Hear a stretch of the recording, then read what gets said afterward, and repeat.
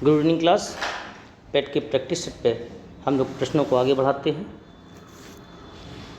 आज का जो पहला प्रश्न है वो पुणे कभी राजधानी के रूप में जाना जाता था, किसकी? ऑप्शन दिए गए हैं, सिंधिया, होलकर, भोसले, पेशवा। इसका सही आंसर हो जाएगा पुणे कभी पेशवाओं की राजधानी के रूप में जाना जाता रहा। ठीक है, पेशवाओं की राजधानी के रूप में जाना जाता रहा। ऑप्शन हो जाएगा डी।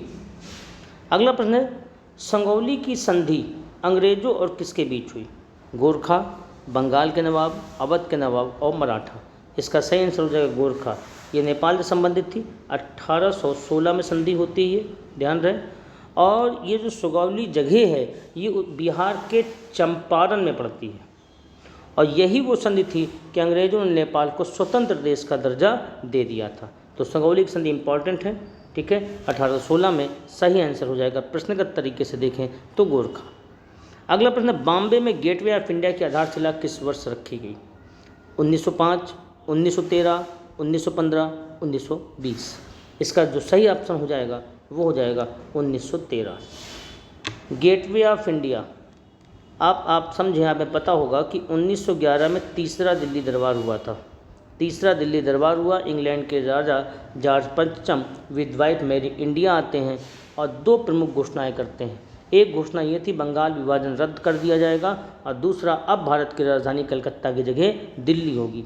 ऑफिशियल तौर से 1 अप्रैल 1912 से भारत की राजधानी दिल्ली हो गई। तो उनके स्वागत के लिए गेट बनाया गया, उसको धीमे से मजबूत बनाया गया और 1913 में उसको बनाने का पूरा प्रोसेस शुरू हो गया। आज भी वो गेट बना जिसे गेटवे ऑफ इंडिया के नाम से हम जानते हैं। तो आधारशिला इसकी रखी गई 1913 में। 1923 का झंडा सत्याग्रह या ध्वज सत्याग्रह किस शहर में आयोजित किया गया? बॉम्बे, नागपुर, कोलकाता, अहमदाबाद। इसका सही आंसर हो जाएगा झंडा सत्याग्रह नागपुर। पृथ्वी के ऊपर 4 क्षेत्रों में सबसे कम ऊंचाई किसकी है? ऑप्शन दिया स्ट्रेटोस्फीयर, मेसोस्फीयर, थर्मोस्फीयर और ट्रोपोस्फीयर। इसका सही आंसर हो जाएगा ऑप्शन डी, ट्रोपोस्फीयर। फ्रंटल वर्षा किस कारण से होती है? संवहनी वर्षा, समुद्री धाराएं, चक्रवाती गतिविधियां और पर्वतों से वाष्पित जल का संसाधन। इसका सही आंसर हो जाएगा चक्रवाती गतिविधियों से फ्रंटल वर्षा प्राप्त की जाती है। अगला प्रश्न है, Daringbadi hill station. Daringbadi hill station Bharat के किस राज्य में स्थित है? ऑप्शन दिए हैं केरल, महाराष्ट्र, उड़ीसा, पश्चिम बंगाल। इसका सही आंसर हो जाएगा दरिंगबाड़ी हिल स्टेशन उड़ीसा में स्थित है। अगला प्रश्न है, विजयवाड़ा शहर में किस नदी के किनारे पर स्थित है? विजयवाड़ा शहर को कभी कभी सिटी ऑफ विक्ट्री के नाम से भी आपको देगा। ऑप्शन दिए गए हमको महानदी, ताप्ती, कृष्णा, गोदावरी। इसका सही आंसर हो जाएगा कृष्णा नदी के किनारे विजयवाड़ा शहर अवस्थित है। अगला प्रश्न है, गुलाबी गेंद पिंक बॉल क्रिकेट में टेस्ट शतक लगाने वाली पहली भारतीय महिला क्रिकेटर कौन है? ऑप्शन में हमारे पास है मिताली राज, हरमनप्रीत कौर, झूलन गोस्वामी, स्मृति मंधाना। तो पिंक बॉल क्रिकेट में टेस्ट शतक Smriti Mandhana.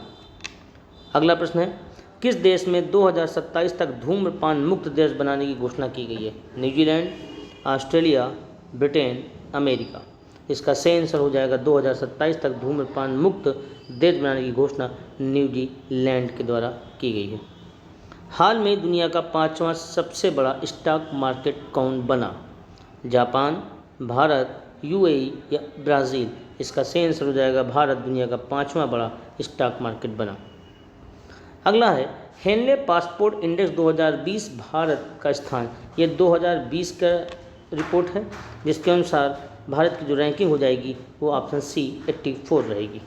84 Henley passport index 2020। अगला प्रश्न है, विश्व के सबसे बड़े खादी राष्ट्रीय ध्वज का उद्घाटन कहाँ किया गया? सबसे बड़े खादी राष्ट्रीय ध्वज का उद्घाटन कहाँ किया गया? लेह, श्रीनगर, नई दिल्ली, पठानकोट। इसका सही आंसर हो जाएगा लेह। अगला प्रश्न है, सूक्ष्म लघु मध्यम उद्यम विकास अधिनियम किस वर्ष पारित किया गया? 2006 में, 2004 में, 2008 में, 2002 में। इसका सही आंसर हो जाएगा 2006 में। भगवद गीता का अंग्रेजी में सर्वप्रथम अनुवाद किसने किया? Sir Robert Spencer, sir Charles Darwin, sir Charles Wilkins, sir Richard Nixon. सही आंसर हो जाएगा चार्ल्स विल्किंस, ऑप्शन सी हमारा सही होगा। अगला प्रश्न है, भारतीय संसद ने आधिकारिक तौर पर सिक्किम को भारत का राज्य कब माना? 15 मई 1975, 17 मई 1975, 20 मई 1975, 16 मई 1975। इसका सही आंसर हो जाएगा 16 मई 1975, ऑप्शन डी। अगला प्रश्न देखते हैं, आज़ाद हिंद फौज के गठन के लिए 1942 में किस सम्मेलन में प्रस्ताव पारित किया गया था? टोक्यो सम्मेलन, सिंगापुर सम्मेलन, बैंकॉक सम्मेलन, स्टुटगार्ट सम्मेलन। तो आज़ाद हिंद फौज के गठन के लिए 1942 में किस सम्मेलन में? तो सम्मेलन हो जाएगा ऑप्शन ए, टोक्यो सम्मेलन में प्रस्ताव पारित किया गया था। बिरजू महाराज किस नृत्य शैली में ख्याति प्राप्त की थी? ऑप्शन दिए गए भरतनाट्यम, कुचिपुड़ी, कथक, ओडिसी। इसका सही आंसर हो जाएगा कथक। कथक आपको पता होगा उत्तर भारत का डांस है।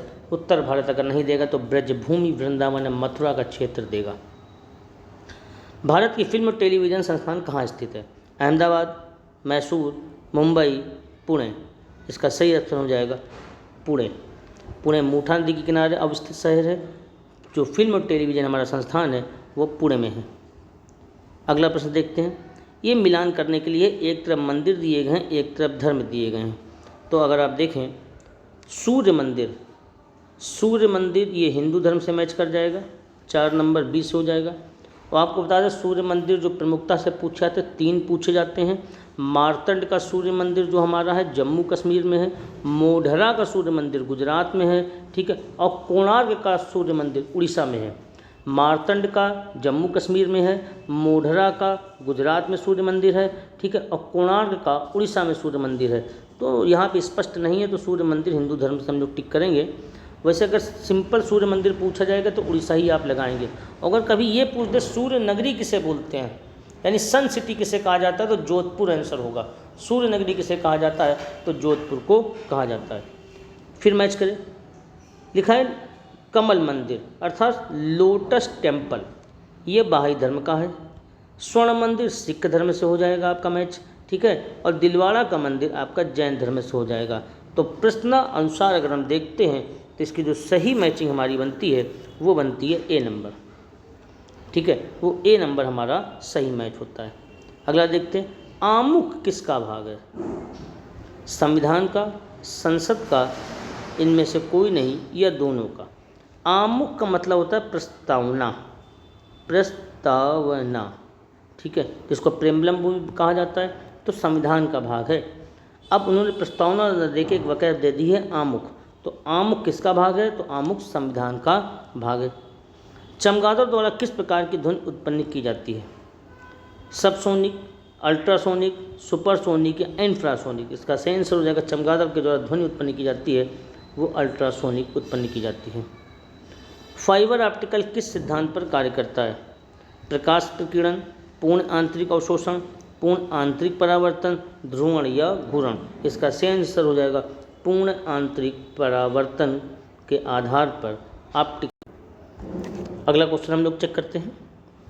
अगला प्रश्न है, दुर्गंधनाशक में निम्न में कौन सा तत्व मौजूद है? Aluminium, iron, copper, sodium. तो दुर्गंधनाशक जो बनाए जाते हैं चीज़ें उनमें एल्युमिनियम का प्रयोग हम लोग करते हैं।